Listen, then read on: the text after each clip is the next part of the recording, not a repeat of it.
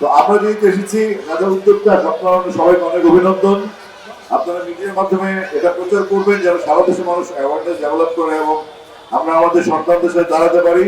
এবং যেহেতু আমি এখানে এসেছি সাহাবায় ওদের দায়িত্বে ওদের দাওয়াতে এসেছি, আমি শুধু বলতে চাই আগামী এপ্রিল মাসে এই সুবিধা বঞ্চিত এবং ছিন্নমূল শিশুদের যে স্কুলগুলি বাংলাদেশে আছে এবং তাদের যে আশ্রয় শেল্টার কেন্দ্রগুলি আছে, যেমন আশ্রয় শিশু পল্লিটাই বা মজার স্কুল বা এরকম স্কুল সব ধরনের যে অ্যারেঞ্জমেন্ট গুলো করেছি, আমরা প্রায় 16টা টিম অর্গানাইজ করছি এবং আগামী মাসে আমরা তাদের মধ্যে 6বার করে একটা ক্রিকেট টুর্নামেন্টের ব্যবস্থা করবো যেখানে 16টা টিম খেলবে।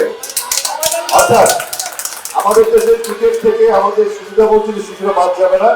আমরা শিশুদের মধ্যে ক্রিকেটের স্পিরিটটা ছড়িয়ে দিতে চাই এবং বাংলাদেশের লাখো সুবিধা বঞ্চিত শিশুরা যারা আমাদের ভবিষ্যৎ, তারা ভবিষ্যতে বাংলাদেশের নাগরিক হিসেবে সুনাগরিক হিসেবে বাংলাদেশের উন্নয়নে সহযোগী হবে এবং তাদের মধ্যে আমরা ক্রিকেটের মাধ্যমে ডিসিপ্লিন ছড়িয়ে দিতে চাই, মূল ধারায় তাদেরকে সংযুক্ত করতে চাই। তারা যেন তাদেরকে ছোট না হবে, তারাও বাংলাদেশের নাগরিক, তারাও বাংলাদেশের শিশু, বাংলাদেশের সমস্ত কিছুর উপর তাদের সব অধিকার আছে। তাদের অধিকার নিশ্চিত করে আমাদের মতো মানুষদের কাজ।